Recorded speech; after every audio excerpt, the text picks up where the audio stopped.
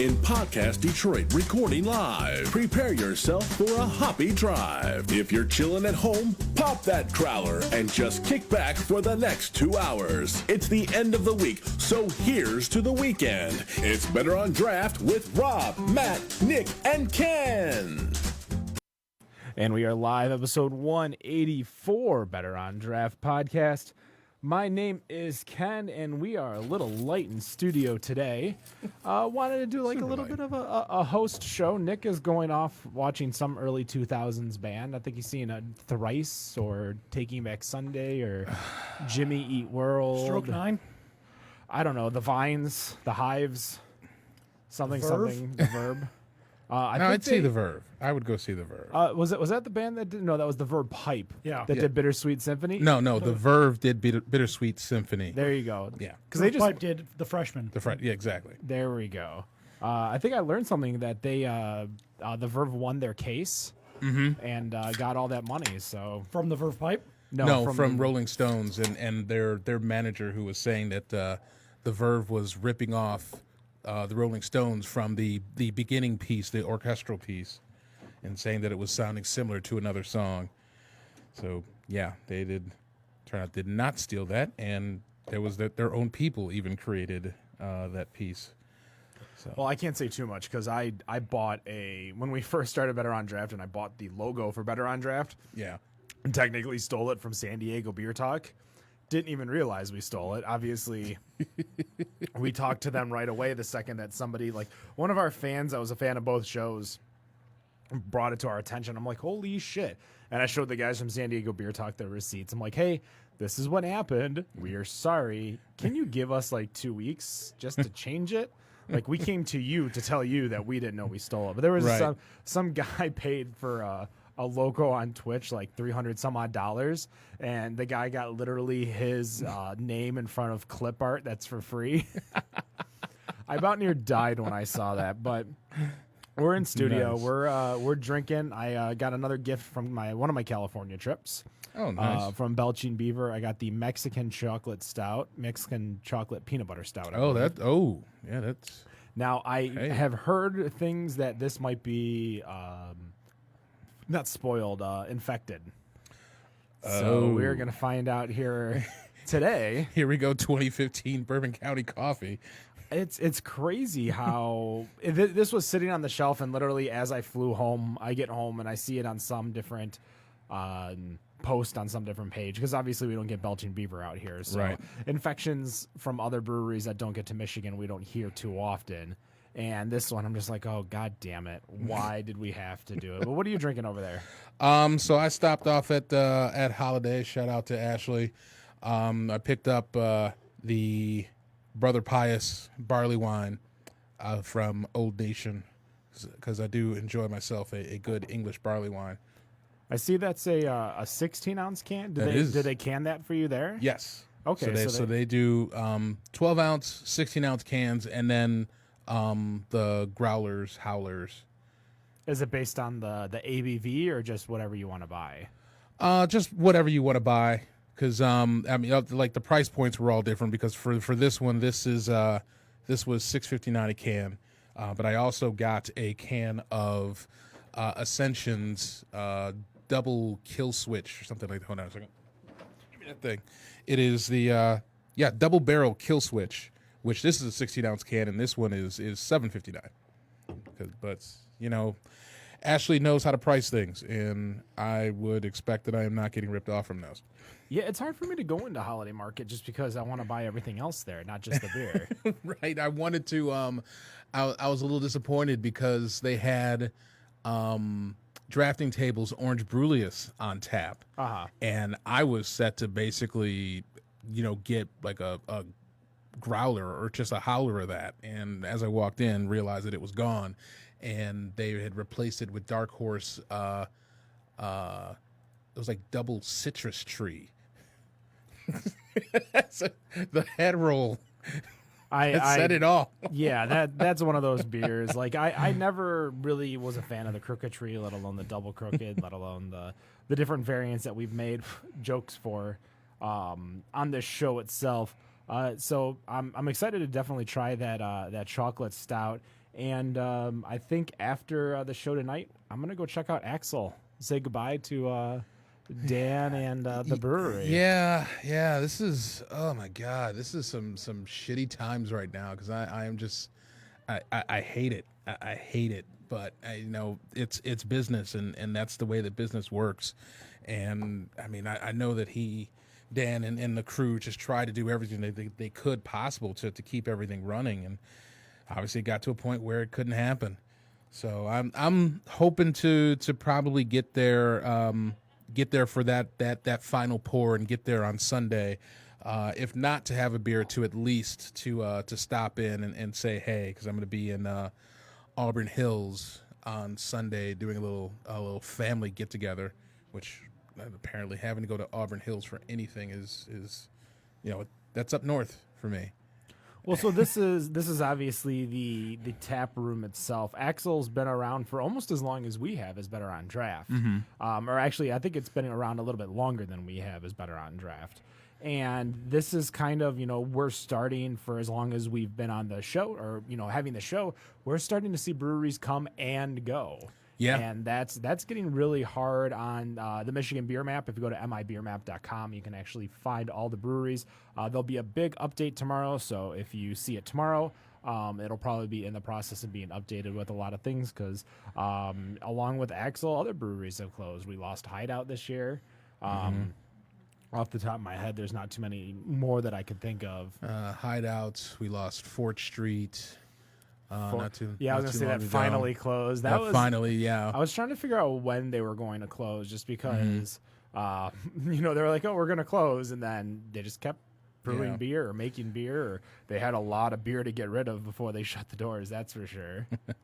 Yeah, and I feel like when you start to see these breweries just start to shut down in the area, it really starts to throw up those red flags to the breweries who are building out and trying to open, and having to make sure that they keep in their heads what they're doing and making sure that this is the right path and these are the right beers and this is what's going to get these people in here, because you don't want to be one of those breweries where you're only open for you're happy during the ribbon cutting and then all of a sudden you have to shut down 3 years down the road because you've got no customers. And I'm sure as much as Matt loves to crack on a particular brewery that was in St. Clair Shores,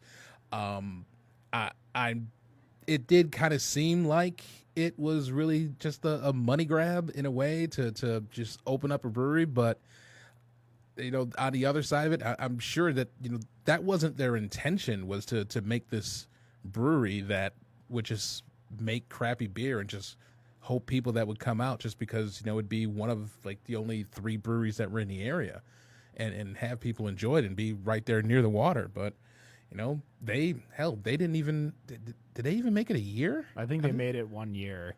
Yeah. We actually had them on the show before they opened. They were in the process of opening. I'm actually bringing it up right now what episode it was. They were in the process of opening, and just that you have to hit the ground running, and you have to hit the ground running hard. Because if you look at like Cadillac Straight soft opening, they almost sold out of beer on their soft opening, to where kind of like what happened with Ascension and a few other breweries where you have to close. You have to close for like 3 weeks because you can't open up a brewery and not have beer. And as much as like Adam was just like, I'm not gonna have a brewery and not sell beer and just sell food. Yeah, like we're not a restaurant. Yeah, and you probably don't have like the whole setup for. I don't think they even had like sodas or anything like that. So you're pretty much just like, oh, we're gonna have water. Right. I mean, the food over there is pretty good. Over at Ascension, I haven't been there in a while too. That was episode 90, by the way. Oh wow. Episode 90 was the day that we had 2017. We had Motor City Brew Tours in, as well as Shipwreck, and chatting about it. That was almost 100 episodes ago. I mean, so they weren't open in June 30th, 2017, and it's June 28th, 2019. 2 years ago, literally. 2 years ago. They were not open. So yeah, that is. And like I said, it's you got to watch out and stay on your damn toes. I mean, you look at, and then you kind of look at some of the breweries that have been promising. And I mean, I know I always seem pretty damn biased about Eastern Market Brewing Company, but damn if they haven't been being on point with everything that they make. And I saw you liked a Goza. I actually liked a Goza. I mean, I fucking hate Gozas. I know mean, you can't swear on this 21 and up podcast, Rob. They should fucking name it after you and shit. I don't care for Gozas. And then, you know, I just got there and I said, you know what? Let's just get it over with. And I was just sitting there waiting to just say, okay, this is going to be my first semi-negative review of an Eastern Market beer. And then I took that first sip and I was just like, God damn it. Why is this? No, this isn't supposed to. I'm not supposed to enjoy this. So how much are they paying you to say these things? They're not. They pay me in beer. they pay me in beer.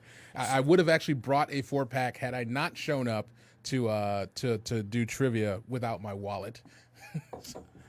So, in regards to that Goza specifically, what makes that different from the other Gozas that you've tried? Smoother. It was less bitter. I was able to, because my problem with beers that are bitter is that Sour or bitter? well, really both, and just obviously I kind of feel like with most, I think it is more sour than it is bitter. That I usually have the issue with, because obviously there's IPAs and IPAs are bitter, and you know there's that end of it. But usually when it's like high level sour, that the breweries will always have these things where they're saying, oh, it has notes of pineapple and mango and you know, all these tropical fruits. And I don't get to enjoy any of them because I'm too busy dealing with the sour aspect of it. And then by the time the finishes hit, it's still nothing but sour and I don't taste anything. So it like blows out your palate is what you're saying. Yeah. So when I had this one from Eastern Market, was that it was just, you knew the sour was there. It was there, but there were other flavors, or flavor, I guess for me, is like pretty much there was the sour tone of it, and then there was like this light saltiness that was there. And it was kind of like that saltiness was really making me think like, wow, this basically is like a really good Corona. Wow. Okay. Sorry, Dane, if you're listening. The maker of good Corona. And that's the first thing that came to my mind. When I remember when I had posted it on Facebook that it was reminding me of Cerveza del Rey from Brute Detroit, and I really enjoyed their Mexican lager. So and do you think obviously it's a Goza, not a lager, but there was similar taste to it that I really enjoyed about it. So, do you think this might have been like a session Goza? Do you think there's a new wave of Gozas where the way Milkshake Goza. Actually, that doesn't sound too bad, to be honest. Yes, it does. No, it doesn't. Milkshake IPAs work. Why wouldn't a milkshake Goza work? Will it come with a salted rim?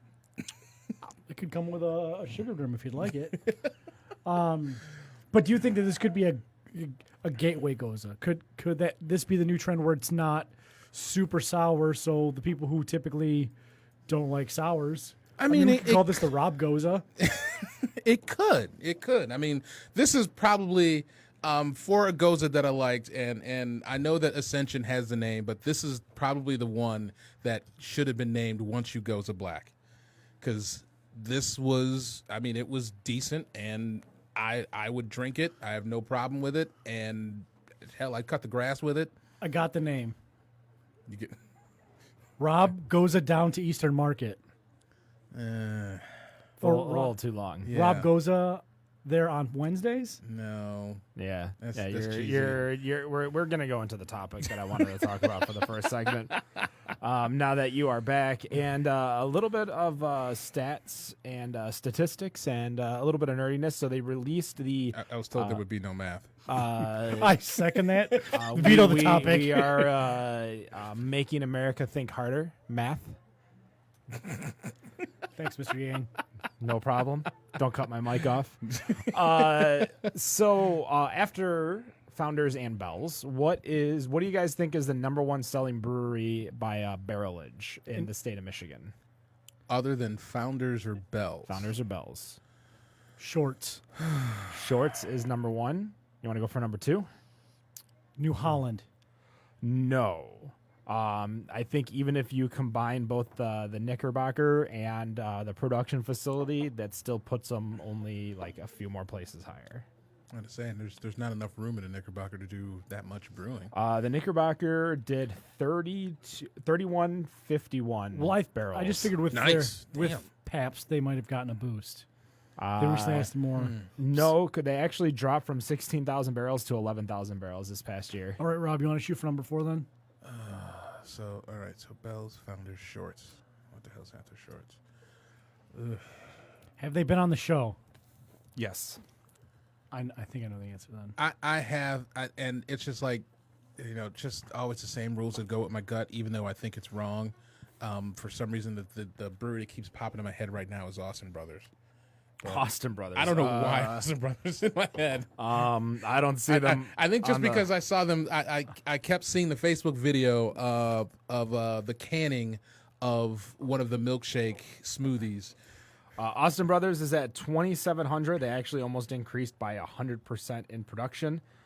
They are sandwiched between Roke Brewing and Wolverine State. I'm going to shoot out number 4 as Atwater. Atwater Brewing, number 4. They actually went up from 19.7 to 21.9. And see if you can round out the top 5. One more. It's between. Has this one also been on our show? Yep. So is number 6 and number 7. So I'm between one of two. A close by and a not far away, but also close by. Okay. One that we've done a podcast at, and one that we have not done a podcast at. Okay. I'm going to go with the one we haven't done a podcast at and say Griffin Claw. Griffin Claw would be number 7. Ooh, still good. Hey, What was the other one? That would be the Nation of Old. That's number 6. Damn. Number 5, we also did a podcast at. Was I there? Yes. that shit, I wouldn't have been there. You were there. I was there. Coonan? When did we do okay. Oh wait, no, you weren't So there. we were. It's not Baffin. Did you guys forget about one of our shows?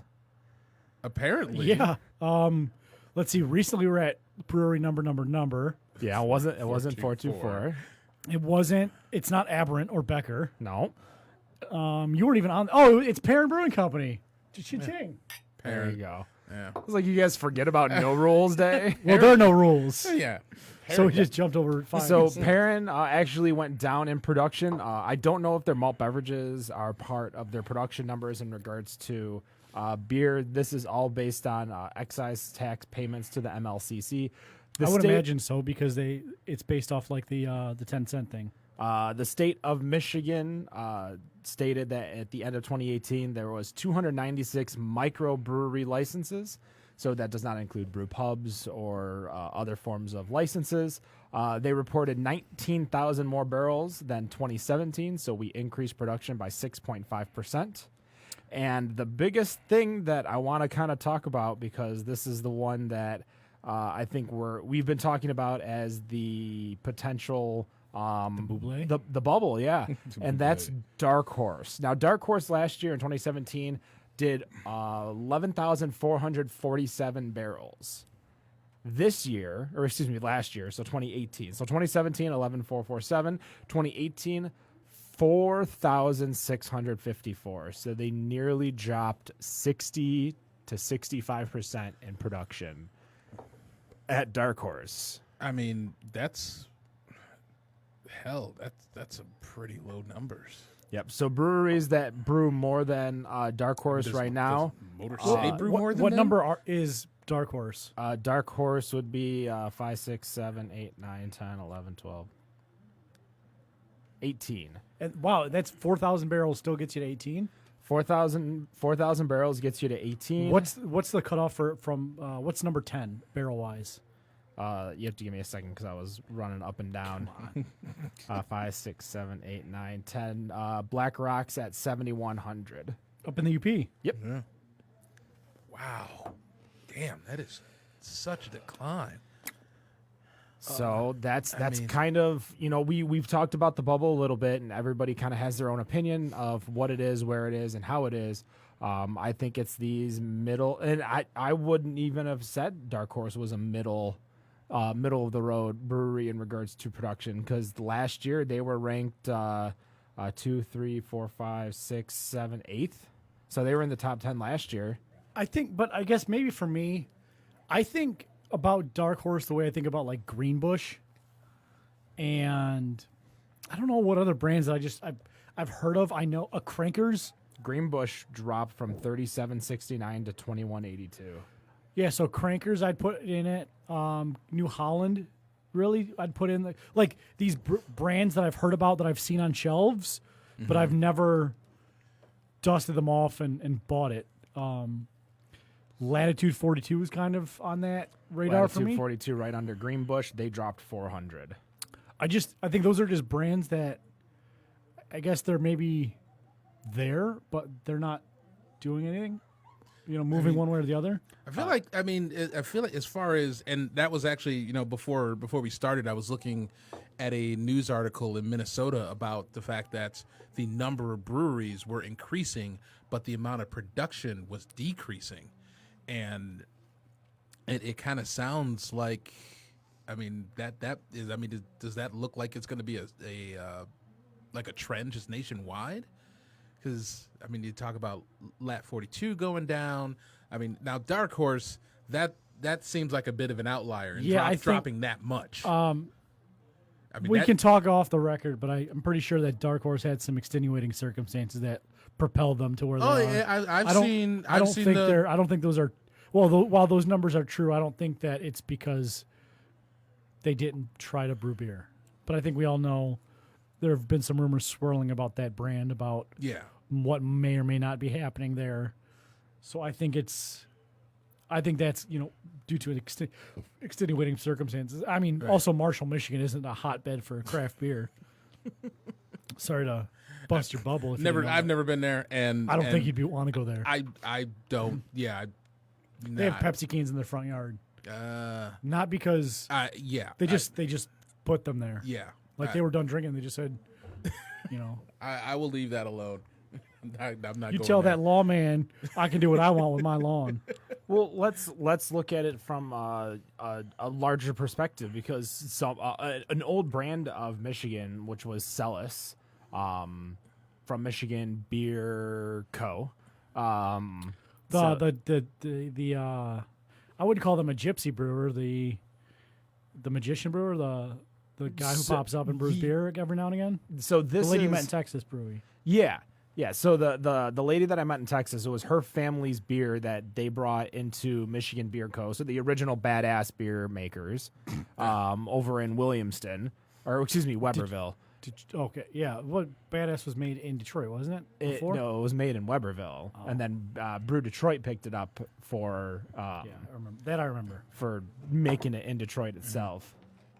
And with that, they're actually closing their brewery down, I believe, in Austin.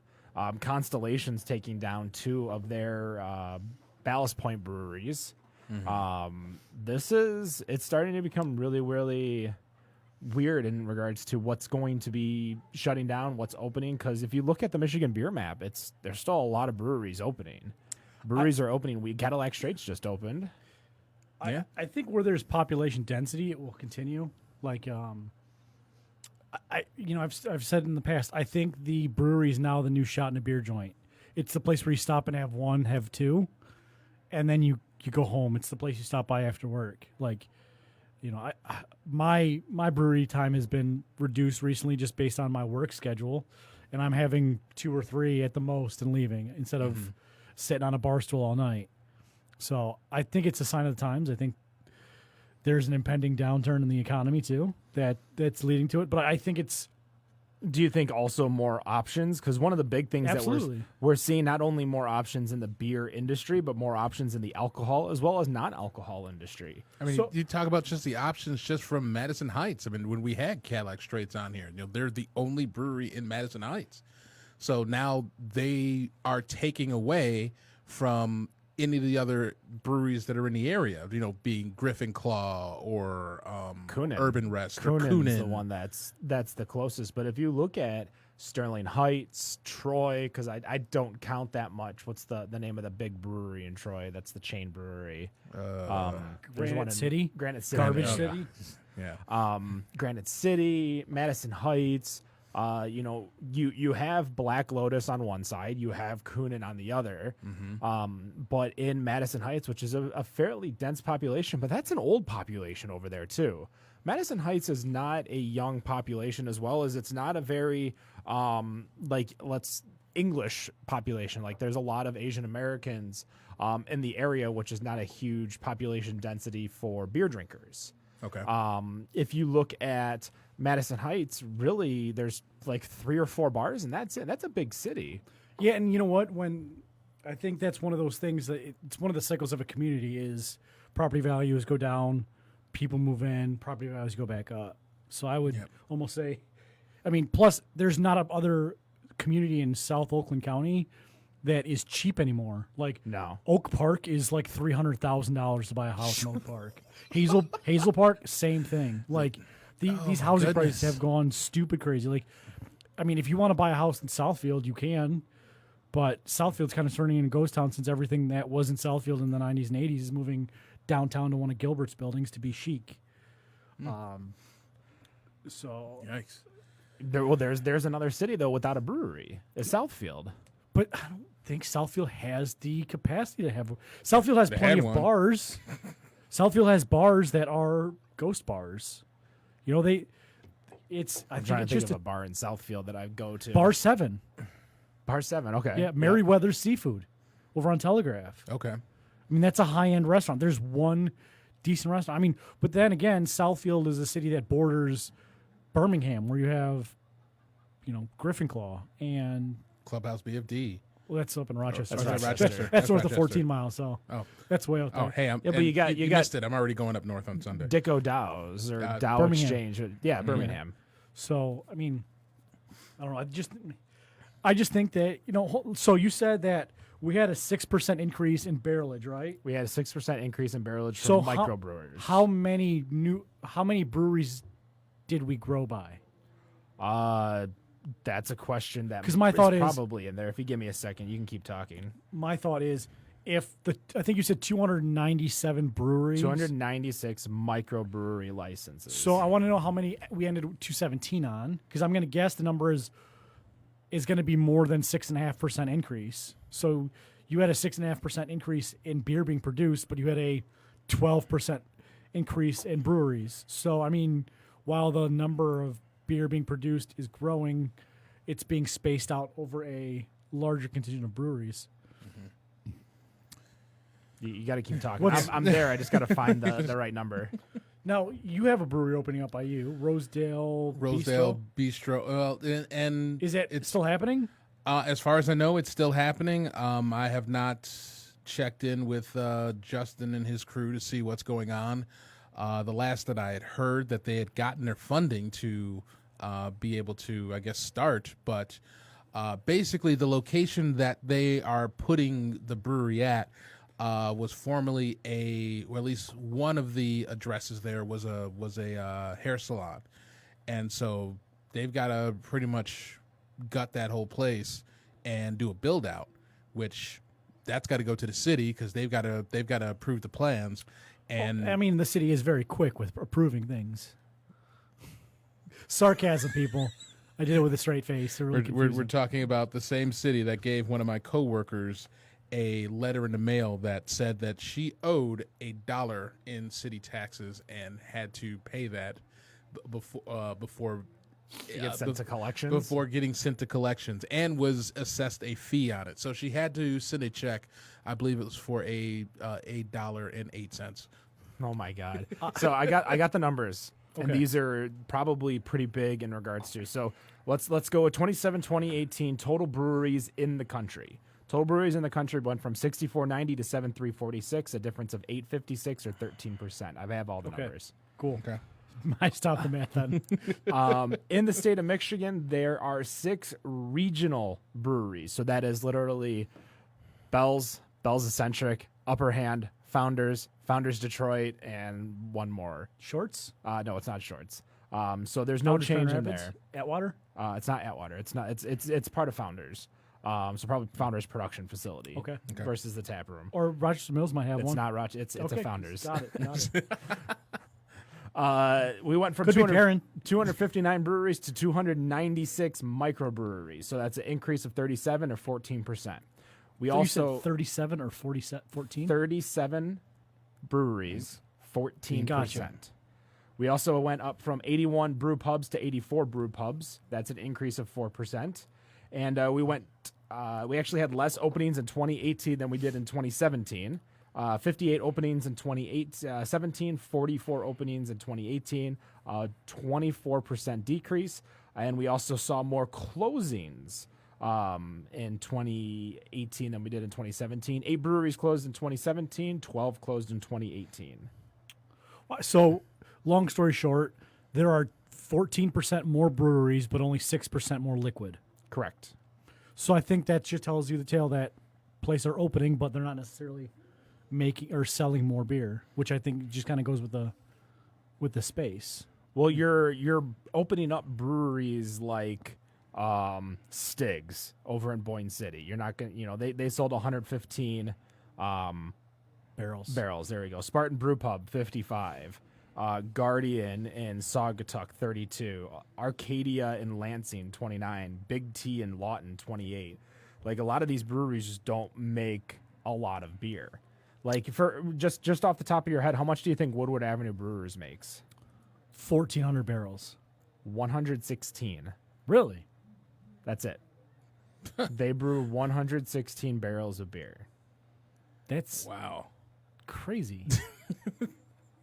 That is definitely much lighter than I would have thought. I would have guessed somewhere around 1100. We should have played an over-under game on that one. That's a double overbid. We get the sound. So brewpubs actually did 2,000 fewer barrels in 2018 than they did in 2017. So even though we increased in brewpub licenses, we decreased in brewpub purchases. And obviously the number one brewpub in barrelage is Rochester Mills Beer Co. So what do you attribute the changes to? To be honest, I think the amount of choice we have in life. In regards to the money that we spend, where we spend the money, because obviously we're not drinking anymore. That's for damn sure. Right. We're still drinking. We're still drinking a lot, and it's not like we're eating into Bud Light, Miller Lite at a huge rate. So I think people are purchasing beer that they like without any issues. I think they're going for the newest beer. I think we're seeing a lot more expensive beer as opposed to short, cheap beer, as much as we have Founders Solid Gold and Beer Me and Lager of the Lakes and these cheaper beers. People are still buying more expensive beers and therefore less beer. You could spend $15 for a 30 rack of Natty Light, or $15 for one bottle of Perrin No Rules, Or a 4-pack of the Hellas, Oh, yeah. which I think was a little bit too hoppy. That's my feedback. A little bit too hoppy. I haven't had it Travis. yet. I mean, it's not as pale as I would like it.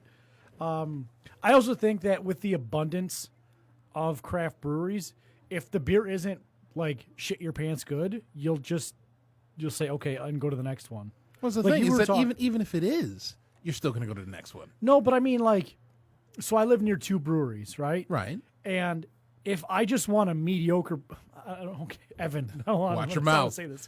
Watch your mouth. I'm spoiled by having 2 good breweries. You do have 2 good breweries. To where, if I just wanted a mediocre beer, I don't know what I would do, because I go to Baffin. Okay, the beer's really good, so I'm not going to travel 20 minutes to drink a mediocre beer when I can travel 5 minutes and have a really good beer. Right. Plus, then with the increase of the drinking and driving and all these things and fucking construction, is there any road that isn't under construction right now in the world? Please. I like what Dragon Mead does because they have to basically tell all their fans how to get to Dragon Mead. Oh my God, I saw that Because of 696. Yeah, It's Which they told us crazy. they were opening in January, and it's July, and they're still working on it. I swear I should have bought is696open.com and just people to go to the website and be like, no. Just like, is 696 open, and just show all the closures of 696. See now, and I mean, as far as you talk about choices. Is that website even available right now? I don't know. Yeah, I look can find that up. I mean, when you talk about choice, and the fact you've got, like you said, you've got 2 breweries that are near you.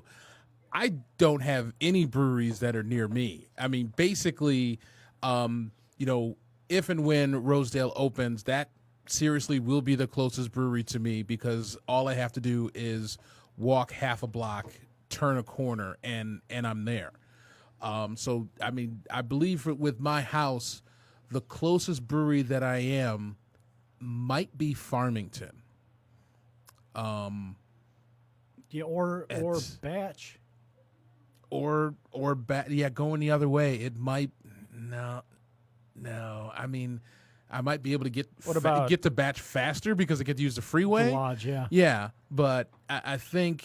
What about Supernatural Supernatural? over in Plymouth? Supernatural would still. No, that would still be further because for Supernatural, I would still have to go To 275. No, I wouldn't have to touch 275. It's just that I would still have to go about 2.5 miles south. Whereas with Farmington, I can just hop on Grand River and just ride that up straight to Farmington. Well, you could probably, be close to North Center Brewing over in Northville, Michigan, south of Baseline Road over on Center Road, and go say hi to them. Go say hi to Cody. Go say hi to Kevin. Drink some of their delicious beer. Oh, that But, Ultraviolet? Ultraviolet, yes. Yeah. Talking about Northville, though, they have a brewery right down the road. You've got Northville Winery and Brewery. Oh, yeah. And I think the issue is not only selection, but people wanting the next new thing. And I think a lot of people, not you, and I think a lot of people are looking towards alternatives for alcohol because a lot of people are looking towards more calorie conscious alcohol. They're looking more towards low carb alcohol. And now they're looking towards non-alcoholic options because I think there is a huge NA trend in the country. Mm-hmm. A lot of people are going sober. A lot of people are drinking less. And that's why like M4 picked up a soda company to start distributing because that's exactly what a lot of people are looking for now is they're looking for something crafty but not necessarily alcoholic. But look at the wineries that are opening in the state. Look at the distilleries that are opening in the state. We have so many options right now that along with just beer to either put on our buzz or to, store to drink later. I guess I see a brewery as more of a gathering space than anything else, like a place to go meet your neighbors and the people in your community, as versus a place to tie one on as much as I see that at breweries like Baffin, but I don't see that at breweries like Brew Detroit or Griffin Claw or there are breweries where that makes sense, but there are breweries where I don't think that makes sense at all. Yeah, I can't see that at Griffin Claw. Well, I think Griffin Claw, it's because As much as it has communal seating, I still don't see that at Griffin Claw. I think that's find a place that doesn't distribute that isn't like that. Find a place that doesn't distribute that isn't like the local watering hole. Yeah, it seems That's hard because a lot of people distribute these days. not Right. really. I mean, out of that 279 breweries, I bet you maybe 60 or 70 distribute. That'd be an interesting question. I'm sure Ashley probably has that number. Ashley, if you're listening, tell us the number. Yeah, how many breweries distribute in Michigan, Ashley? But yeah, I would think like it's more about the experience. And I always say the experience is the new luxury. And sitting down, having a beer, watching a game, talking to some guy who lives a few streets over, that's more what I get when I go to a brewery. I mean, you don't even care about the price. You don't consider the price. You don't consider it. It's foolish because I can buy one beer or a 6-pack or macro lager 6-pack for the exact same price. Yeah. I didn't know they sold Oh, yeah, that's right. They do sell some 6-packs of the macro lagers. I just thought they came in like 24s only. They come in 24 cans. every package. They probably come in 10 different packages. We're gonna take a quick break. We're gonna reset. I think we're gonna go over some news. A little bit. Yeah, a little bit of news. We will be right back with the Better on Draft podcast. I'm headed for the city, trouble in my mind. I'm way too young and pretty for things to be unkind. Time is all we have now, so let's make something while we can.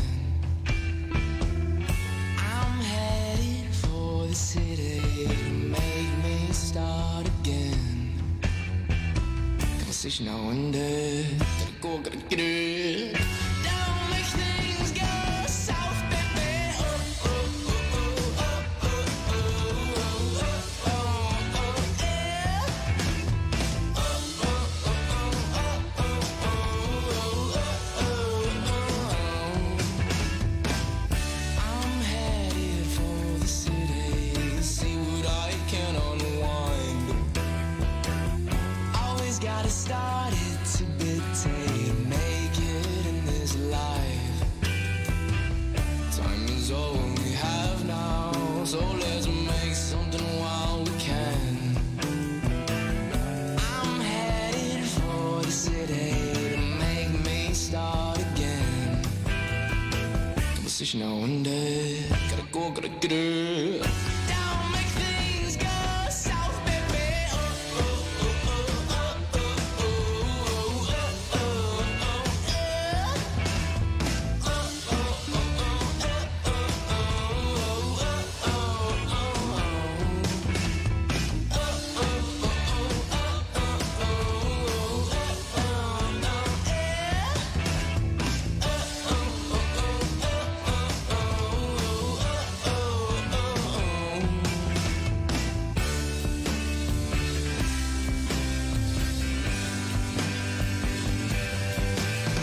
These eyes ain't looking back home.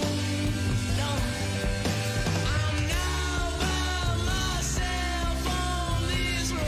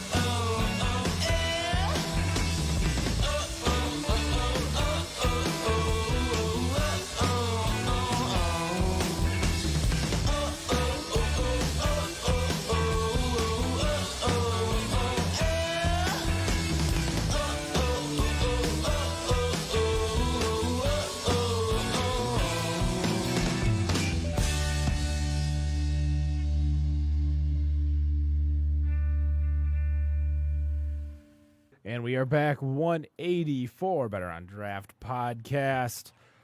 As with segment 2, especially when there is no guest. Here is Robert with the beer news.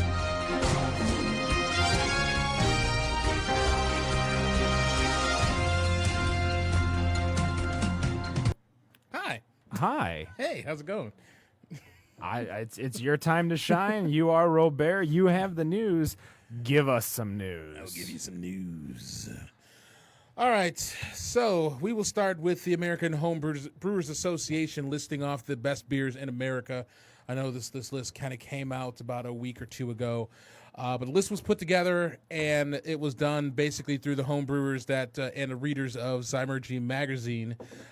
Pretty much it looks like the top 2 didn't make any changes because as it stands like it was last year, Bell's Too Hard is number 1, Russian River Pliny the Elder is number 2. But excuse me, there were definitely some changes throughout the rest of that list. Just kind of some movement that has happened. Basically starting off with Heady Topper, which last year was number 3, has now fallen to number 5, which the 3 spot's been taken over by Sierra Nevada's Pale Ale, which I think was 5 last year. It might have been 5, might have been 4. Bell's Hop Slam, which was number 4, fell to number 7. Seeing a little trend here. And now number 4 is now held by a certain breakfast stouts made by Grand Rapids Brewery that touts their stouts named for the 15th State of the Union. So I see a trend with the top 15. I think it's 3 beers. Well, what's interesting now, and I didn't get a chance to look back through the other years, but I've noticed that this list has the top 25. When I looked at last year's, every article that I found about last year's only listed the top 10. So I don't know if this was something new that they just decided, okay, we're going to make this a list of the top 25 now, or it was just, just kind of a one-off that they did last year that just said, we're just going to list the top 10. So let's see. So that's pretty much, like I said, Heady Topper's 5. 6 is another breakfast stouts north of the border from that other Icelandic breakfast stout. Now made with real fermented shark. Yes. It's the Cambodian breakfast stout. Cambodian breakfast stout. I bet you get bombed on that one. On holiday. Oh, yeah. Tied for 7th is that other IPA from that same brewery that has a nickname that goes with Adrian Peterson, followed by Bell's Hop Slam. I can't believe you did that shit. That's awesome. Way to switch it up. Followed by their breakfast stout. Yeah. Weldworks Juicy Bits, which is, they're out of Colorado, does not distribute here. It is a tasty beverage for sure. High Lie at 11. Garbage. Treehouse's Julius at 12. And we talked about this last year. Fucking ties. It is a tie for 12th between Julius and, surprisingly, 3 Floyd's Zombie Dust, which I never thought I would see Zombie Dust. Basically, that was kind of a big one because it was number 8 last year and is now fallen out of the top 10 and is now 12th. Must not be fresh. They should both be 13th because none of them were good enough to deserve 12th place because they tied. Yeah, exactly. Left Hand Milk Stout Nitro at 14. Such a good beer. Deschutes Fresh Squeezed IPA, which we did on one of those Name Your Beers with Matt, and I was disgusted by it. That's actually and I a really remembered good beer. actually really loving this beer when I first had it. And for some reason, when we did it that day, Trunk it aging. I did not enjoy it. Sierra Nevada's Celebration Ale at 16, actually tie at 16, between the Celebration Ale and New Holland's Dragon's Milk, just the regular variant of Dragon's Milk, because they don't make enough of the other variants for them to actually make this list, I don't think. Tied for 18th, Boulevard Tank 7 Farmhouse Ale and Lawson's Finest Liquids Sip of Sunshine, which I thought Sip of Sunshine for as high trade value apparently it has, it's just another IPA. I mean, it's that now we're at the first non-stout IPA with the Farmhouse Ale. Right. True. At 20 is Goose Island's Bourbon County brand stout. Oh, here we go. Tied for 21st, Focal Banger from The Alchemist and Allagash White, which is a huge favorite of Ken over here and is probably wondering why it is so damn low. No, I mean it's a solid beer. It's definitely not a flavor or a style that everyone wants. Speaking of which, I was in Chicago and I went to one of the biggest Whole Foods I've ever been to. It used to be one of the biggest Whole Foods in the country. And as I walk past the bar and I see Allagash White. I'm like, oh, I'm in Chicago. It's easy to get. And then I see all the way at the bottom, Maine Beer Co. on Nitro. Oh, yeah, that's right. Mean old Tom. And I was sitting for 10 minutes and I drank the entire thing. I'm like, where the hell did it go? Because it was so good. And I'm just like, God damn it. Because I couldn't have another one. I was driving home right after, driving back to Detroit right after that. So I'm like, yeah, I'm not going to have any more. But I'm hoping when I go back in 2 weeks that it's still there or something of the like. I have never had a brown on Nitro. That's... Mean Old Tom isn't a brown. I thought it was a brown. No, Mean Old Tom is a stout. Like a vanilla stout. Huh. I just, for some reason, it just really, because I remember when I was trying to get some. I think you just some, assumed some, because of me. Yeah, because I was remembering when I was trying to get some Maine Beer Co. for my friend out in New Hampshire, and you were asking me to try and get Mean Old Tom, and I think I just assumed that it was a brown. It is a American style stout. Oh, it is stout. Okay, yeah, that's probably some damn good shit. So after that, at 23 is North Coast Old Rasputin, which of course is stout. And then the final two tied for 24th, Odell IPA and Russian River's Blind Pig IPA. So there's actually like 30 beers on this list. It's not the top 25. It's like 30. But, I mean, it's just kind of, I'm looking at the list. I'm trying to count the IPAs. And it's just 1, 2. It's about probably 11. I think it's 11 and 12. 11 IPAs, Yeah. 11 stouts, and then a farmhouse, a white, and a pear tree. And a pale. Well, So basically, it seems like, again, where it's almost half of this is IPAs. but the other half stouts. Stouts. So what's the difference? I think IPAs just need to die. Have you had this Belching Beaver yet? Yes. What do you think? I think it's plain. Yeah. I think it's very. I mean, as I far see as maracas on this. Is this supposed to be placating to Mexican something? Mexican chocolate peanut butter the stout. Mexican chocolate, which Okay. typically Mexican chocolate is supposed to kind of have a little spiciness to it. Yeah, I get no heat. I get I nothing. get like liquid chocolate on this Yeah. beer. And as far as the peanut butter is concerned, I catch it. it's very light. It's not like monkey butter from oh god, I can't believe I'm drawing a blank right now. Grand Armory? No. From Jaden James. Jaden James, yeah. None of your business. It's not there. I mean, it's not even at Dew Claw Sweet Baby Jesus peanut butter level. It's just light. It's there. It's recognizable. I'm not really for This it. tastes like something they had a base stout and they're like, we have enough of this. How can we jazz it Let's up? throw and some just peanut do butter some powder shit? in there and see what happens. I mean, I catch a little bit of the heat right before the peanut butter, but it's too subtle. It's too quick. Yeah, I'm not getting any heat. I'm not getting anything in there. It just seems like a chocolate stout. I'm barely even getting peanut butter. Really?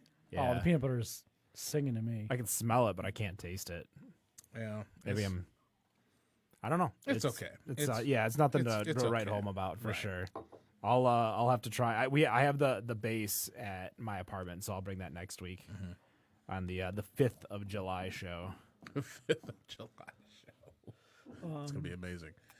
yeah, So I mean, yeah. As far as that list, like I said, it's just like, but I guess I could see that with you've got the IPAs, you've got the stouts, and then the one farmhouse, but it just obviously there are the styles that aren't popular enough to make these lists.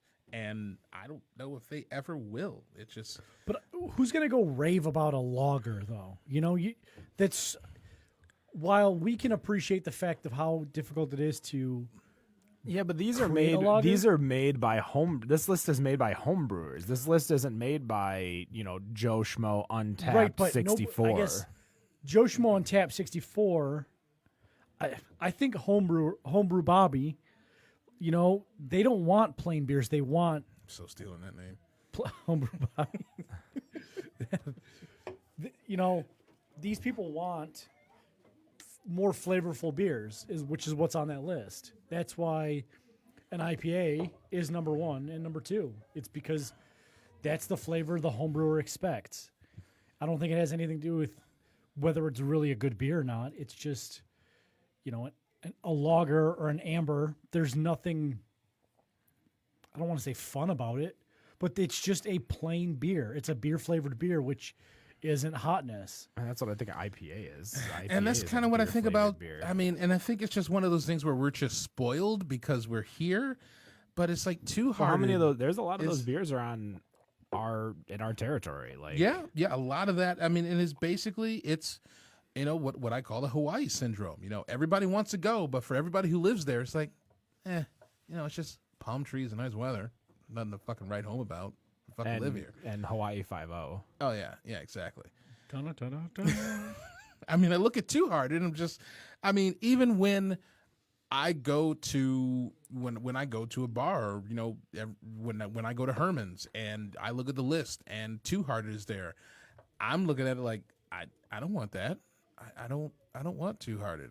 I want something else. I mean, even when there'd be days where there would be nothing on the list that I actually wanted, and I know what Two Hearted is like, and it just said, no, I'll just have water. I don't care for it. I just don't anymore. So it's tough to, I don't know. It's tough to see it. I mean, it's awesome. You know, it's great that a Michigan beer is on top at number one. It's just, I've had it enough that it's just like, okay. And Pliny, it's just, I've had it once, and I never understood how Maybe that it's was a even syndrome of there's a lot of them, period. Because think of it as a race.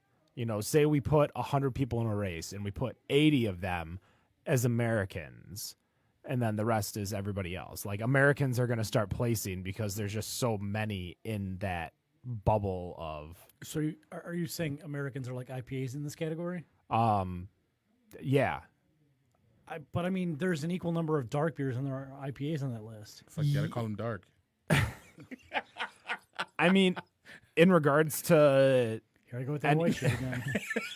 any type of breweries, I think the dark beers are the ones that are making it a little more, but they're all the same style. It's all stouts. There's no porters in there. And also, I guess back to And a lot of it is barrel-aged stouts, too. It's not even regular, just stouts. But the thing is, there are so many different varieties of hops that you can brew a beer with. You can only burn grain so much to get a color or a flavor of a stout. That's why a standard stout's not going to make it, but a barrel-aged stout will, because you have to add something different to a stout. You can't just put a plain amber or a red or a lager out there because it's just plain beer. There's nothing elevated to it. This is Tom Colicchio and shit. You need to take octopus and do something with it. You can't just be like, here's a lager. I disagree. I think there is a lot more beer that is good beer out there that is not an IPA or a stout that could be on that list. Yeah. And I Sorry, don't know. I mean, it's a barrel-aged stout even, so it's not even regular stouts, because you had KBS and CBS in there, but regular breakfast stout isn't in there. That's actually no, one of the regular breakfast is in there. It's tied for ninth. Oh, regular breakfast stout is in there. Because Yeah. I'm like, that's one of the top beers on Beer Advocate. Because when you search like top rated beers on Beer Advocate, breakfast stout is one of them. Yeah. So I mean, you have KBS, CBS, and breakfast stout, so all in the same chain of command. You have a Hop Slam. You have, well, was it All Day or Centennial? Is All Day on that list? All Is day. that- okay. It's tied for seventh. You're using code words, and I understand, but I don't have the list in front of me. I mean, basically, yeah. I mean, you talk about the top 10. Bell's at 1, Founders at 4, 6, 7, 9, Bell's at 7. They're tied at the tie at 7. So you're talking what? 1, 2, 3, 4, 5, 6 Michigan beers in the top 10. At The great beer state. yeah, kind of makes you think that breweries should start coming here. But the problem is that the breweries do come here, and then they get overshadowed by our own beer. The best beer, yeah. Well, it's that whole, as you said, the Hawaii syndrome. Like we get a beer and now we don't want it anymore. Right. God forbid. I can't even tell you the last time. And we've said this again before. I can't tell you the last time I had a Maduro, and I've said it before, and I still don't know the last time I had it. I brought it yeah. to you. Yeah. Like these are the kinds of things to where now that we get it, we don't want it anymore. Right. I mean, hell, I'm getting. When was the last time you had a ballast point, Rob? Oh shit. I feel like the last time I had a ballast point was when I had that frickin' watermelon Dorado. Oh my god, that was so bad. That was terrible. I mean, and it does kind of point to it because, I mean, as far as having the Michigan beers, now granted, of course, I still have my Michigan beers every now and then. I mean, hell, I had my last tart strawberry M43, which I would say for anybody who still has any of those cans left, you need to start drinking those now because it actually started to. There was the strawberry taste was in there, but it started to go dish soapy, and it was just like, oh man, I'm glad I cracked this can open. So if you are out there and you have any strawberry M43 still left, you need to drink that now.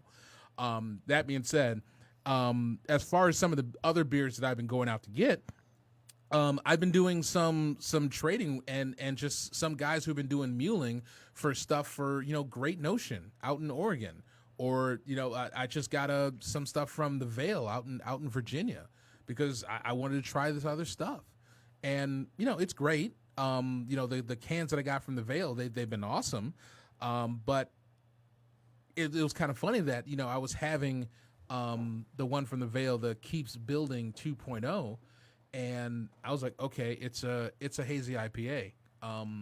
It still doesn't beat Boss Tweed. It doesn't beat Cart Horse. It doesn't beat Greenstone. I mean, hell, it doesn't even beat M43. I'm like, okay, I've tried something outside of the state, and our shit's still good. Then I had the Hornswoggler, which was is their stout, which they do different variants. And now, granted, their peanut butter variant of it is by far the best peanut butter stout I think I've ever had. And they did one with ancho chili and hot chocolate, and it just really wasn't there. I mean, it was kind of like this Mexican chocolate one that we have here, that there just wasn't enough spice, and it just really wasn't doing much for me. So I said, well, shit, I could just pick a Dragon Milk blind out of my room, and it'll beat this. Yeah, but this beer right here, for the price that you pay for that beer, like, I want something a little more flavorful. Like, I want the cost that I'm putting into it, because obviously I'm not putting in the money for the ingredients. The ingredients aren't what that costs. It's not like it's a mead. I just want it to taste better. Yeah. And for me, looking at you're talking about doing trading and stuff, there's so many beers in Michigan that if I walk down a beer aisle, I'm still probably only like 50% of the stuff that's in the beer aisle that I've tried. Mm-hmm. And even though I've tried so many beers in the state, they just keep coming out with more and more and more. And I don't know if I don't want to keep up. I don't need to keep up, but maybe do you think, we talked about it, could there just be too many options? Well, I mean, the statistics bear it out that there's just more beer being made, but not necessarily being consumed. I mean, the beer trend isn't growing. Like, I don't think people are gravitating towards craft beer. If you're 21, you're not going to go spend $7 on a beer. You're probably going to maybe drink a Macro or a White Claw, to be honest. The vegan Four Loko, if you will. Vegan Four Loko. That's a new one. You're at least not on me. You're not going to the tap room and spending $7 on a beer. When I go to breweries, I don't see 20, 22-year-olds. It's like a late 20s, early 30s minimum kind of game. So there's that whole group of people that haven't caught on. Yeah, I mean, it's a little a little later in life, because I mean, especially when because when I'm at Eastern Market and I'm hosting trivia, most of the people that are there are definitely late 20s, early 30s, and yeah, they're dropping $5, $6, $7. They hit that fourth tier and having beer after beer, and hey, they've got the disposable income. That's more power to them. But yeah, when you're talking at that younger age, that 21 through 25, yeah, they're getting the 30 racks, and I guess it's at that point, while they're already old enough in going to Windsor 2 years prior, that they've done a little bit of their experimentation with beers and liquors from that point, in being able to buy it here. I think it's kind of a bit of a difference in that. Let's speak frank. As much as the legal drinking age in Detroit is 19, because you can just cross the border. You can cross the border, yeah. But the thing is that, are you saying that if we didn't have Canada right next door, that kids would not be drinking? Oh, less to no. one, I think. I did it. We've all probably did it. I mean, done it was probably like you had to be like 17 or 16 when you were of age, because you probably could drink at 18 legally. Were you drinking at 17 legally? Back in my day. In his I was day. talking about you. Oh, shit. Yeah, never went into a bar at 17. Hell, I was doing. The mom was giving me fuzzy navels at 11. So well, that's new. I was making fun of your age, but no, that's I don't think just because we have Canada doesn't mean that we're not, like, the underage drinking. I think everyone's doing their experimentation, but to be honest, I think everyone's drinking to get drunk and not drink. You don't drink craft beer to get drunk. I mean, Right. people do, but you don't drink craft beer you drink it costs to too much. enjoy. Exactly. It costs too Exactly. much. Well, Why would you can- want to drink, tier 4 beers only to throw them up in the end? You'd rather, grab a freaking pack of Busch Light. Fuck that up. I'd still rather drink a bag of Busch Light anyways, to be honest. Of course you would. Most nights. Yeah, but if you're drinking a lot, like I think money comes into it, and that kind of goes back to our original conversation of why like craft beer is like more and more people are drinking it. We're eating into the macros, but we're drinking less barrelage of beer every year, and it's because I think the prices people are pricing themselves out because they're spending the same amount of money, but getting less volume. Right. I don't know if it's a price point issue. I mean, if you think about it, the last 10 years, depending on how you want to say, we had the largest expansion in growth and wealth in the country. So I don't know if I would say beer's too expensive. It's decreasing in popularity because you've got a place like 734 Brewing that we've had on a few months ago. And they were talking about their goal is to keep beer at $3 to $4 a pint, so it's attainable for everybody. Yeah, but that's still $3 to $4 a pint. You're not going to go. You can go to a random bar like go You're to going to pay Madison. $2.75 for a bottle of Miller Lite. Yeah, but you can get a 23 of Miller Lite or a bottle of PBR on happy hour for like $1 to $2. You're not going to get a happy hour craft beer for $1 to $2. Right. No. I mean, thought I was stealing when I was getting like Guinness like Boombas for $3 at Augie's. Well, you were, but I mean, That's on it'd them. probably taste better if they clean their lines. But I think it's, again, you go back to it's more about the experience when you go to a brewery. When you meet with friends, you don't say, or if you have friends over and you plan a night out, you don't go, hey, let's go to the dive bar. I mean, you might, but Well, I that's mean, where you unless you're going find to Lager House. bad karaoke and drumsticks against the table. You find a place where you can sit down, have a conversation, and drink beer. So, I mean, you pay for ambiance as much as you're paying for the liquid in the glass. You're paying for your mug club. You're paying for people to know your name. There's built-in costs that, it's convenience. It's just the price of life right now. yeah, but again, that goes back to now we're spending more or the same money, if not more money, on less volume.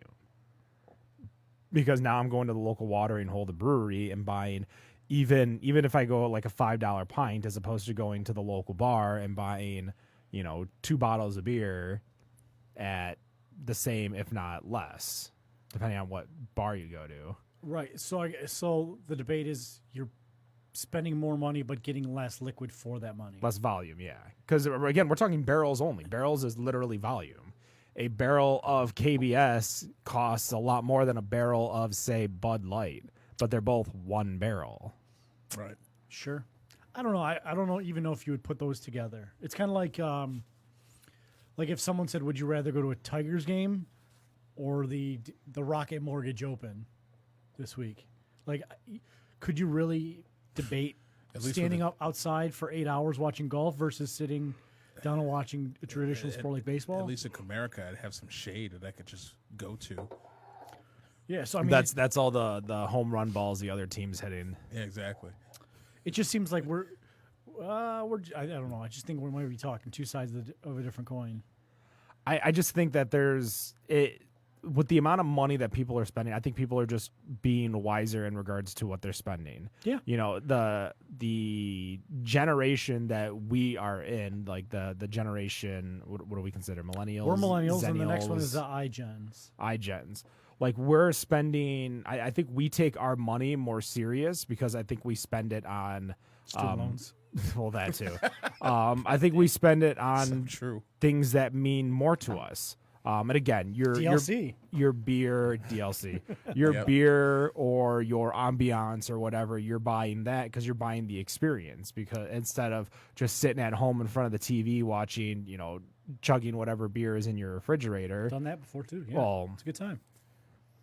I don't know. I still think that the reason why the barrels are going down in regards to a lot of breweries and in regards to brewing itself is that there's more options, so you're going to smaller places, but you're also spending more money on less volume. Do you think people are trying different things more? Like, I think it's more common now that to hit 2 or 3 breweries in a day, Yeah. to where instead of posting up and having 4 or 5 breweries at your favorite place, you go, maybe you subscribe to My Beer Box. So you go and get your free flight at, this month's brewery, Brewery Becker up in Howell, or Brighton rather.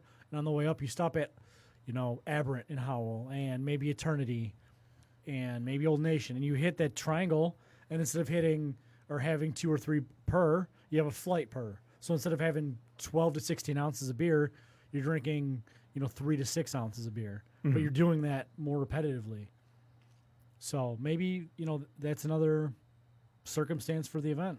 Well, I think alcohol tourism is getting a lot bigger than just beer, because I think a lot of people are going to craft distilleries, craft wineries, craft meaderies, all these other places that aren't beer and beer only. Right.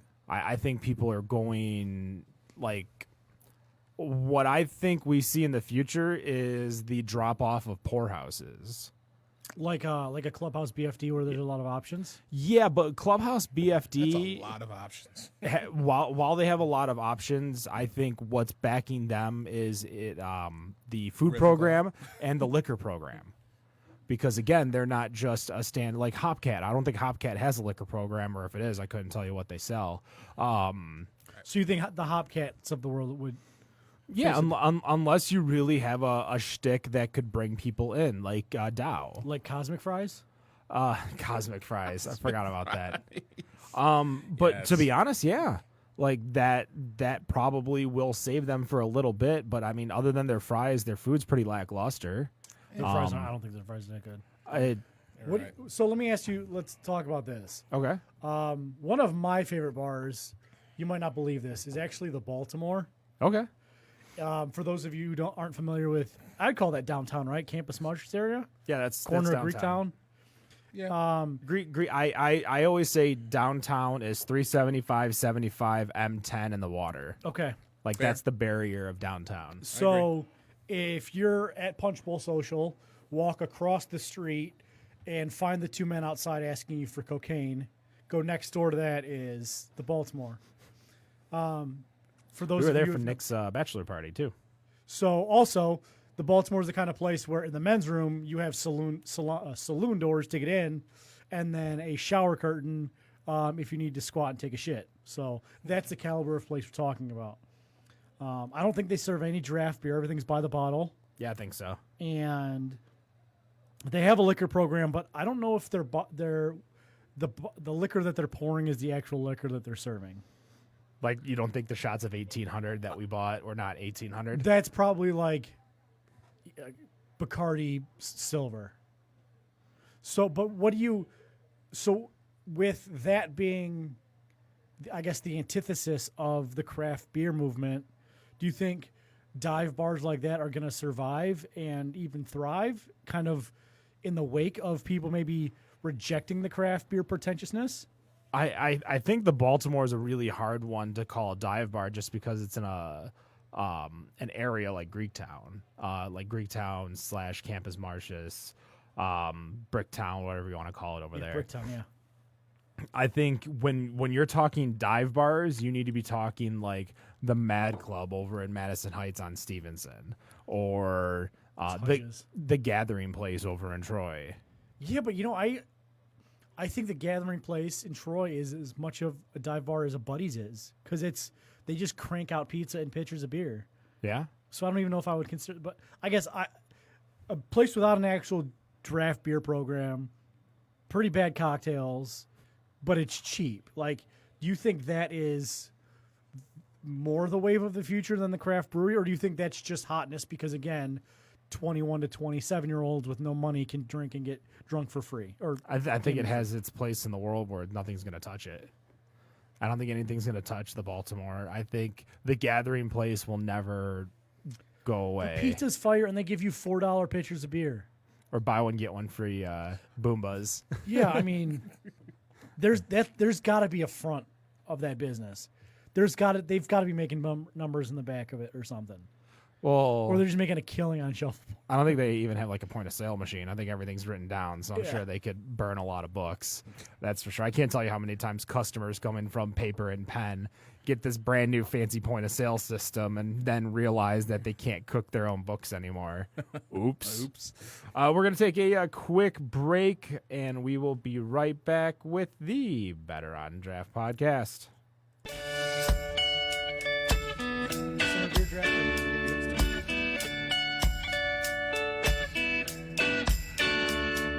Mama, please don't make me go. Yeah, I don't wanna go so far from home.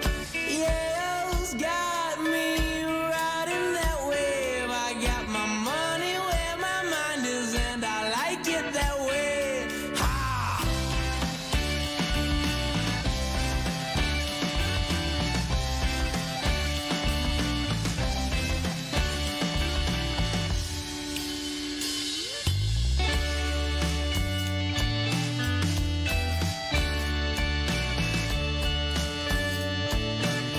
You pick me up when I'm down. I sniff you up. It takes me all around. You pick me up when my feelings are down. I sniff you up. It takes me all around. Yeah.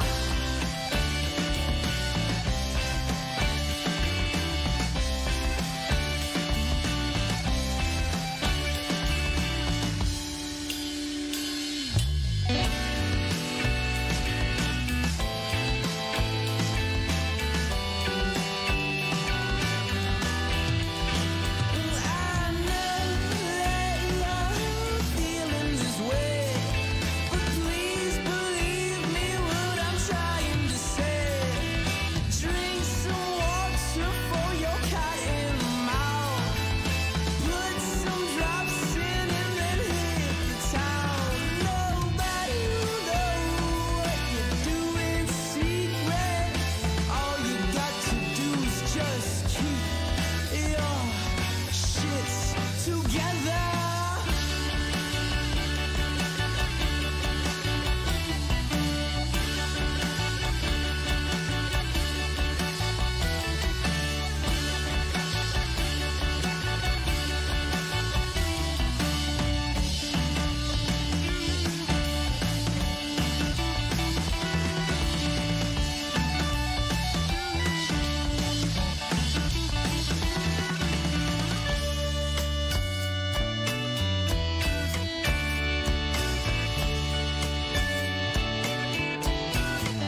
You pick me up when I'm down. I sniff you up. It takes me all around. Yeah, it's got me riding that wave. I got my money where my mind is, and I like it that way. Ha!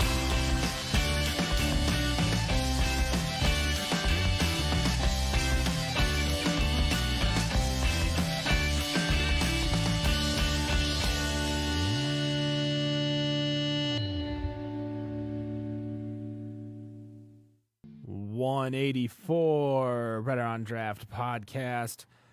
We are at the third and final segment for the night. We are going to start off with Rob, though. I guess he's going to start off, too, with a can of beer.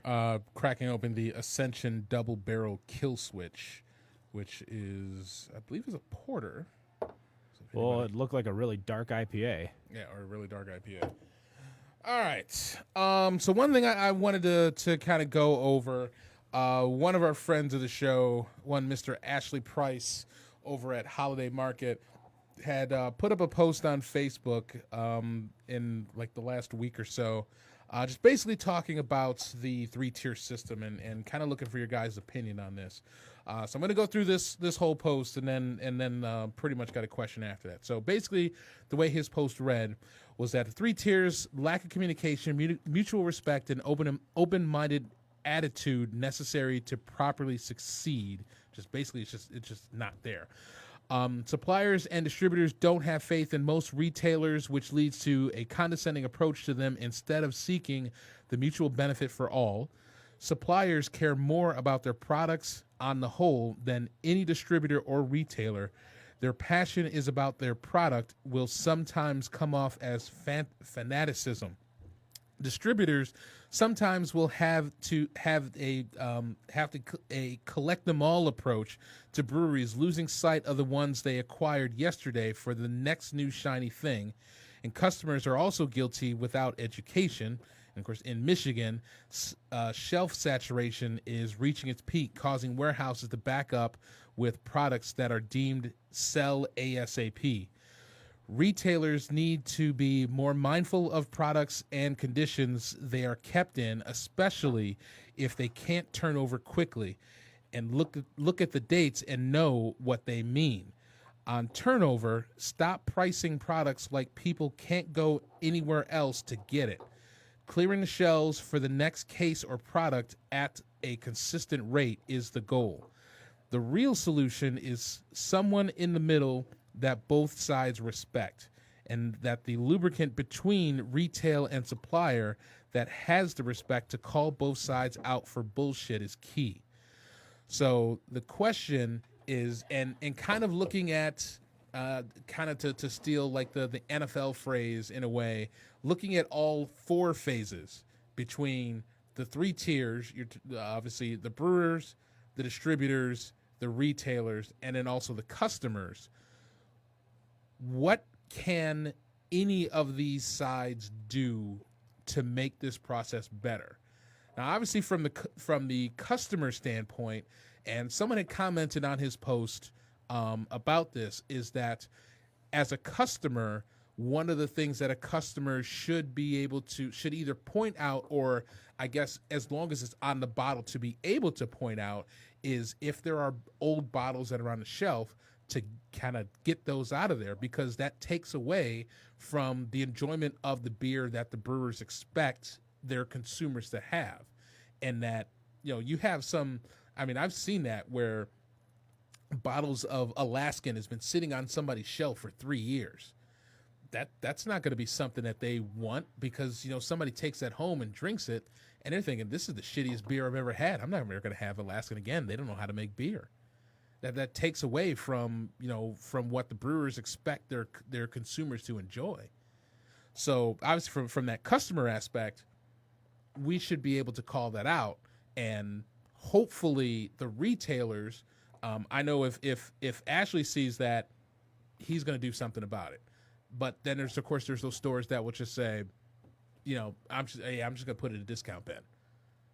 It's just going to, it's still, somebody buys that, it's going to throw away the experience of the beer that they're going to get.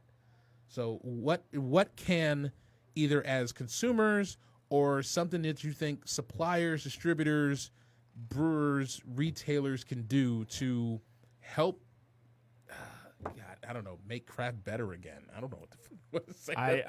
So Matt has had experience, because he's talked about on the show Definitely before. Matt has had experience. People buying beers that he knows is not going to sell, and knows 6 months from now it's still going to sit on the shelf. And then it's going to come out of my paycheck. Yeah, the first thing that I think of is a enjoy by date on every beer by the brewer. Stone has just ran away with that too. Well, they name their beer. They name their beer that, yes. But in regards to adding whatever the build date or whatever, nope, not a fan. Is that the kill switch? This might be the worst beer I've ever had in my life. The kill switch? Yes. Oh wow. Vehemently did not like that. Damn. As they put whatever batch it is, or what the date it was made, or anything like that, an enjoy by date. The brewer can give you the setting of, all right, this is how long I feel this beer is going to be good for by, and therefore after that, it is not my fault. And as much as the consumer may blame it, there are a lot of consumers that would look at it and be like, oh, this says enjoy by, and at that point, it might not be on the shelf even, because I guess, even at that point, people that they call the beer enjoy by. Are they going to get a seat? Well, you don't have to say enjoy by. Right, you don't have to. But and I guess, you being on the distributor end, so if the brewer has sold that beer to the distributor, at that point, as far as the brewer making money from that beer, are they in the clear at that point? So different brewers will tell you different things. I've been told by some brewers that when beer is taken back, that the distributor lessens it out of what they are paid. So, for instance, if I run a brewery, I sell a distributor beer. Any beer that they collect, they take off the amount of beer that I sell them $10,000 of the beer. $1,000 comes back. So the next time I sell them $10,000, it's only a $9,000 cut. Okay, because I guess I'm trying to look at it from, thinking that if they've made their money, then they're out of the equation at that point. No, because I think that if they were to do something like put an enjoy by date on the beer, then it now is going to come back to them, is going to take away from their margins and making money, because now all of a sudden that beer is like, spoiled milk sitting on a Meyer shelf, that all of a sudden that stuff's gone and it's got to be pulled back. There's a fourth party in this that nobody knows about, and that's trucking The Illuminati. companies. Trucking companies, okay. The Illuminati. So, let's say, for instance, Alaskan Amber, right? It actually takes about a month to get from the brewery in Alaska here to Detroit.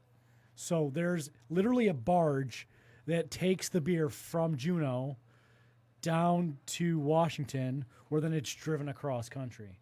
So if there's an issue anywhere in the pipeline, it disrupts that. So a 110-day beer now really becomes a 70-day beer, because you've cut, a half of its shelf life. It's like everything they make would have to be imperial. Yeah, so you've got that. I think Ashley might be.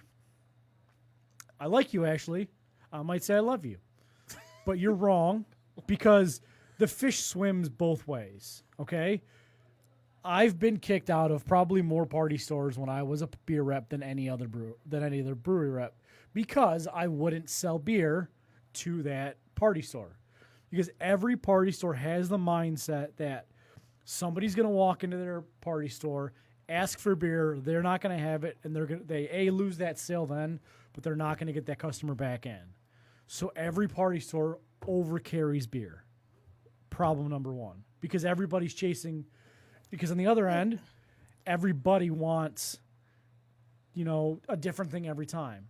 And when you own a individual party store, and you're making whatever margin you determine you have to make, and there's a Meyer down the street that has more space, more room, sells it at a cheaper cost, uses beer as an anchor to get people to buy their produce, you're never winning. Mm-hmm. So Ashley is in the unique position where people physically go there for beer. They can make a decent margin on beer because they make money elsewhere as well.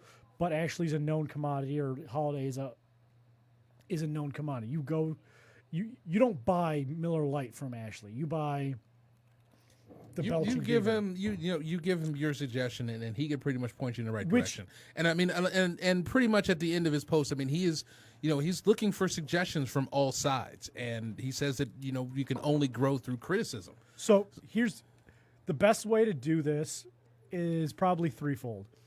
Sell less packages, period. Like Miller Lite Bud Light comes in 15 different packages. It has your single can, your 6-pack bottle, your 6-pack 12-ounce can, your 6-pack 16-ounce can, your 9-pack, your 12-pack, your 12-pack bottle, your 15-pack, your 18-pack, your 24-pack. It has all these SKUs.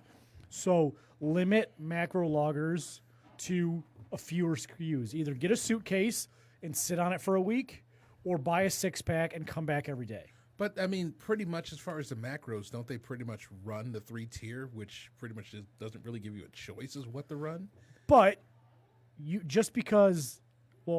depending on who your distributor is and how they want to play the game, I know the Bud distributor has said, hey, if you want this new beer, you have to carry this other package of Bud Light, which it's just Bud Light, but it's now a 7-pack. So you have to carve in a space for a 7-pack versus carrying another SKU that's going to sell.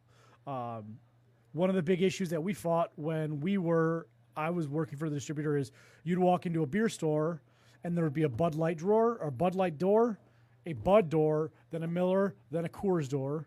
Like, that shit can be condensed. Because if you're drinking Bud or Bud Light, you can just grab it. You don't need they a don't Bud want to door. You don't need a Bud Light. They don't want to condense because they want as much space as possible. And they want, I mean, don't they want their own door? They don't want to share the space. issue is, well, Bud and Bud Light's the same distributor. The issue, again, goes back to the ground floor of the party store. If I'm running a party store by myself and I'm going to sell 7 24-packs of Bud Light and 6 of Budweiser that day, I don't want to have 2 and 2 in the door because then every other day, every other hour, I'm going to have to go back and refill my shelves. So I have to slut out to the macros. And then I pay less attention to the micros. Plus, here's another hidden story. Most people who sell beer don't drink. So if you go to any party store, like, well, opposite Jack's Tuna from Satuna Liquor in Rochester Hills, but if you go to probably the party store across the street, I would bet you dollars to donuts he doesn't drink beer. And if you ask him what the difference between a stout and an IPA is, he might tell you it's the color. But he doesn't know that. Ashley's uniquely educated. People who own party stores know Bud, they know Bud Light, they know Corona, they know Heineken. They don't know anything about their other 8 doors. So here's a solution. It's stupid. It's reduce the amount of packages you have for macro beers, force them into 1 door, maybe 2. At least cut their space in half. Reduce the amount of packages for craft beer. Like, you don't need a 12-pack and a 6-pack of Samuel Adams Boston Lager. It's nice to have, but someone's as likely to buy a 6-pack as they are to buy, or They'll buy 2 6-packs as likely as they'll buy a 12-pack. exactly. Just give them the discount. I mean, it's probably $1.50 that you lose, but you meet them in the middle for it. Beer caves have killed beer.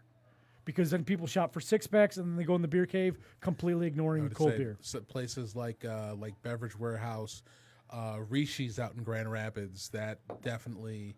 Well, I wouldn't say that they like have a massive beer cave, but just like their entire beer area is now. Granted, their store is fucking awesome, and if that place was in this area, I'd be filing for bankruptcy. But they just have an absolute shit ton of craft beer. Yeah, and I mean, if you have a beer cave, you lose all lower size sales. So if you have a cave, which you typically put 15 to 24 packs in, if someone's going to go shop that, they're going to go right past in all the beer into the cave. They're going to come out. They're never going to look at what's on in a 6-pack. So you want them to look at, you basically kind of like in cap in a mentality. You want them to look at everything. Yeah, you want, like, the strategy is you put the macro at the end of the beer aisle and the singles on the other side of that. That way, when someone walks into your beer store, they have to walk past all the expensive craft beer first to find that $2 beer and then walk back out. So, okay. I mean, it's actually, you're kind of fucking up because, Miller Lite's the first thing in your door or your cooler. But honestly, there's just too much beer out there. There's just too much beer. Well, and one of the other points that that he brought up in one of the other commenter brought up was the stale beer, and trying to combat all of the beer that is been sitting there for 6 months, 8 months, a year. So, off that point, I think the biggest, if you put a pie and you said whose fault is it, supplier, distributor, retailer, I would say the biggest fault piece of the pie goes to the distributor, because upstream they tell these suppliers, I mean, oftentimes they go out and recruit, hey, you need to bring your beer to Michigan so we can sell it. We'll sell 1 million cases this year, fictitious number. Yeah, way to go, and then they convince them to come to Michigan, and then they add them to this portfolio, and what they do is they say, all right, sales guy, you have to sell X amount of units of this, or we're going to take it out of your check. I can't tell you how many times I lost $300, $400, $500 in a month because I either didn't sell enough beer or I sold too much months ago just to get a bonus of $300 to $400, and now it had to all come back to the warehouse because it was out of date or broken, and now I'm eating the money that I made. So really the bully on the block is the distributor. Jesus, those guys are like, you ever seen the movie Boiler Room? Yeah. 100%. This is what it sounds like. Here's the best way And hey, Gretchen and Mr. Chatfield, if you're listening, here's the way to solve the beer problem, okay? You allow any brewery who has a distributing license in the state of Michigan an out clause. You end lifetime contracts, and then you allow new distributors to hit the market. So you find more groups like M4CIC, and you let everybody out of their contract. You say, hey, do you want a new distributor? And then the distributor works with, finds new breweries that are more excited to work with a smaller house or a bigger house if they want it, if they don't feel like they're getting the right representation. And you know what? You say to, the retailer, hey, pick the distributors you want to use and say fuck it to the rest that you want. I didn't realize there was lifetime contracts. Yeah. Yeah, Joe Joe at Liberty Street, Joe we mentioned talked it about at on Liberty Street when we had Joe on after he canceled his production. But his out clause is He can't compete. He can't distro anymore. But see, That was his out clause of getting out of distribution is, well, let me rephrase that. He can't go to another distributor. I'm sure that if he went back to the distributor and they're like, oh, you're doing well, you and want to start he production. self-distributes locally. Yep. So he still does distribute. But, I mean, for the same price that you buy a loose case at, like a 24-pack of cans from the distributor, you can buy it for the same price at a Costco or a Sam's Club. So Ashley very well could kick out the Miller distributor and say, I'm going to go buy your beer at cost from the wholesale club. Only send me your high-end reps.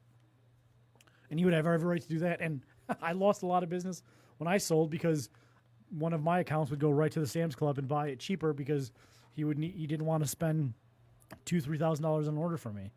So there's ways around it. Everybody's at fault. I think the distributors at most at fault. I think the breweries should retract. I mean, is there a reason why Delirium is here? Who even makes Delirium? I don't know. To be honest, is there Delirium. They make more than enough smoothie IPAs. is there a reason why La Fin du Monde is here? Yeah. I mean, I don't really think there is. There a reason why there's? Rob's gonna say no. 10 4 local flavors. Like, does there need to be 17 Mike's Hard Lemonades? Probably not. I don't know. But Hey, my grandma likes them, so.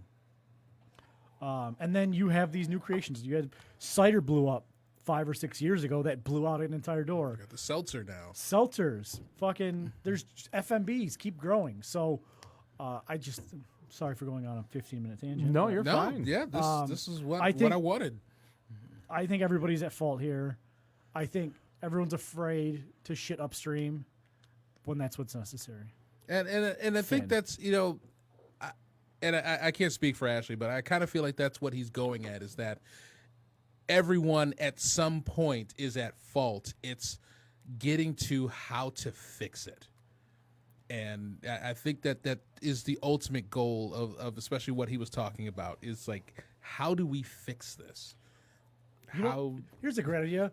If we had a living, breathing liquor control commission that didn't just say ban anytime an idea came up, and actually was proactive, like, this could work. I mean, if there was, like, people like Ashley were on the liquor control commission, were like, hey, these are the problems we're facing, and things were worked out, that'd be fine. Well, what I learned at the Michigan Brewers Conference is that in regards to at least the brewers themselves, the MLCC and the brewers, there is a huge disconnect in regards to new laws. And mind you, buy into the Brewers Guild to get all this information, and even the Brewers Guild, let alone the breweries, are not getting the information that they need. And when they're too busy making sure you can't do donations on beer sales, and they're too busy trying to get, like, Brewery 424 got hit with an underage. Somebody brought in a growler from off the street underage and asked for a refill. Like, they I mean, so should have checked the age. Oh, I 100% agree, but that's how much they're trying to obviously make money. But then they went to, I believe it was Creston, and Creston, any beer that they didn't register with the TTB and the MLCC, that just in-house beer, not distro beer, in-house beer that they didn't register, they had to take it off. And the only things they had was in-house beer. Yeah, I was actually talking to Nick from Sheboygan 2 days ago or yesterday. He said there was a Lansing Beer Fest, and the state came in and wrote 80 citations for breweries and brewers. I mean, I think it's I don't know. I was just listening to the radio today about how shitty our state is. Like, the state of New Jersey made $318 million last month in bets, which is more than Vegas took in last month. And Damn. it's been legal to sports bet in New Jersey as long as it has been in Michigan, but we've done nothing. We've had recreational marijuana legalized for 7 or 8 months at this point. There's still no. Well, that part, that's still. Like, the thing is, just like the state is so ass backwards. Like, there's literally, as Billy Bean once said, there's these guys, there's 50 pounds of shit, and then there's us. Like, I mean, only 10 years ago, we had blue laws where we couldn't buy liquor or beer till noon on Sundays. And Christmas Day. Yeah, and so there's just, I don't know. Brew it up, light it up, smoke it, drink it, do whatever you got to do. The problem is that there are a lot of there's a lot of money that goes up against that. You know, in regards to the dispensaries and like marijuana itself, like we knew it was going to be at least a year because it was basically following the Massachusetts plan of like, these are the laws, the regulations, we need to get this task force, because you can't just vote for it, turn it on, and then all of a sudden, everybody can just buy. I mean, you had to turn it on first and then say, okay, how are we going to regulate it? Because again, it's still federally illegal. Yeah. So you can't just, import a bunch of weed and be like, all right, time to go. You got a whole bunch of dispensaries that can't be a company and put their money in a bank because it is still illegal to do so. Yeah, I guess, I don't know. I think Ashley is talking about a problem that I think he's just at a cross section where if you were in any other industry, real estate, automation, point of sale, he would have the same forces on him just from other overlords. And it's just kind of the cost of being an adult in a society where rules and regulation and laws and lobbyists really just work. That's the last word you Lobbyists? said. The lobbyists. It's the But money. I mean, because at point of sale, you deal with a bunch of shit, don't you? Oh, of course. Visa, MasterCard, they're up your ass constantly. I mean, Not your ass, well, but your and- boss's yeah. ass. Who are, Yeah, and I mean, and it is the lobbyists because being in a diesel engine industry where we're coming into a situation where trucks get to a point where a truck driver wants to up the horsepower in his truck, and now we're coming into a couple years now where you can't uprate the horsepower on a truck if it brings down their fuel economy. So it's because of all of that all of a sudden we're getting ready to run into our own situation. well, let's bring it back to liquor a little bit in regards to the lobbyists, because we need a guild of alcohol, a guild of alcohol, all alcohol in the state of Michigan. Yes. Alcohol. Producers. Everything. So distilleries, meaderies, cideries, breweries, everything. Because now, mind you, everyone we know in the Brewers Guild we love. They're hardworking. They do a lot for the system. The thing is But that they just decided to segregate mead. well, being part of there just isn't. There is not enough that they can do to fight the good fight. You look at Michigan, and we talk about tokens in the state of Michigan. We're like the only state that does that. You go to GABF, you go to Indiana beer festivals, you go to any other state festivals, they don't collect tokens. It's all you can drink the second you walk in.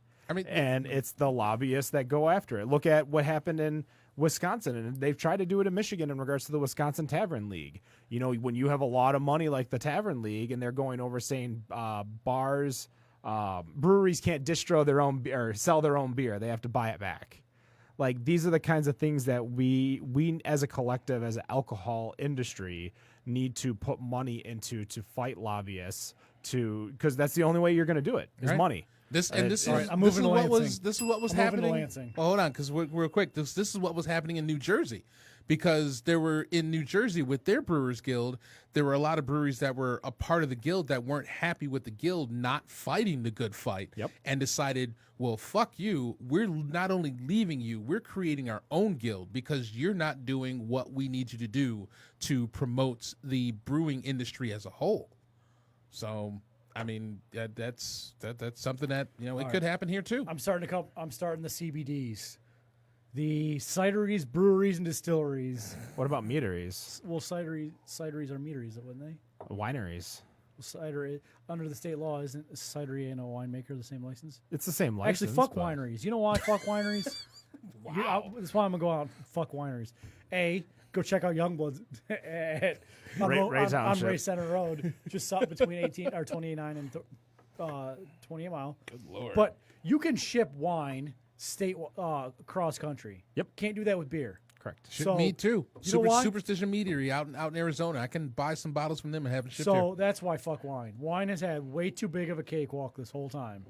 CBD, cideries, breweries, and distilleries. The CBD pack. CBD pack. I think a lot of people would think of other things when you say a CBD. But you know what Right. people would think about it, wouldn't they? Cannabinoids. But they would think Cannabinoids? Cannabinoids. be like the DBC bit. The DBCs. Yeah, but then Downey Brewing's going to be upset. Yeah, exactly. God damn it, Downey. We'll see. BCD. BCD, ABCDs. The Association of Brewers, Cideries, and Distillers. ABCD. Oh my Bam. God. Look what you just did. Oh. Look what you done did. That's going to do it. Better on Draft 184. Guys, we're giving away 2 tickets to the Michigan Brewers Guild Festival. All you have to do is go to our Facebook page, check out the Gleam page. There are so many ways for you to sign up, including checking out our website, the Michigan Beer Box website, subscribing to our podcast.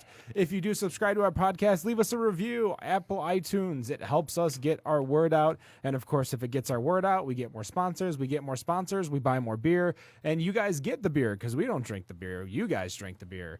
Our sponsor is Michigan Beer Box. We have North Center Brewing and Zaduna Liquor over in Rochester Hills. T-shirts.beer? Yeah, T-shirts.beer, great sponsor. Schoolcraft?